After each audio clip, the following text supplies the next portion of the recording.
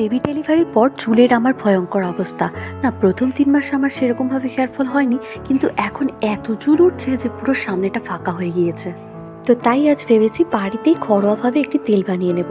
তো তার জন্য প্রথমে আমি একটি শুকনো খোলায় মেথি আর কালো জিরা সামান্য ভেজে নিয়েছি, আর তারপর তার মধ্যে ভেজে নিয়েছি সামান্য কারি পাতা। এরপর কিছু পেঁয়াজ টুকরো করে রেখেছিলাম, তো সেটাও কারি পাতার সাথে সামান্য ভেজে নিয়েছি। আর তারপর তাতে দিয়ে দিলাম নারকেল তেল। এবার এটা সামান্য ফুটে উঠলে এর মধ্যে মিশিয়ে দিচ্ছি কয়েকটা জবা ফুল। জবা ফুলগুলো দেওয়ার সাথে সাথে এইভাবে কালার চেঞ্জ হয়ে যাবে। এভাবে কিছুক্ষণ এটাকে ফুটতে দেবো। সত্যি বলতে কি, বেবি হয়ে যাওয়ার পর আমরা আর সেইভাবে নিজেদের যত্ন নিতে পারি না। খাওয়া দাওয়া ঘুম সব একদম চেঞ্জ হয়ে যায়, তাই এইভাবে হয়তো হেয়ার ফল হতে থাকে। তাছাড়াও হরমোনাল একটা ইমব্যালেন্স তো থেকেই যায়, সেই কারণেও হয়তো আমাদের প্রচুর চুল উঠে যায়। লাস্টে মেথি আর কালো জিরে গুঁড়োটা মিশিয়ে কিছুক্ষণ ফুটতে দেবো।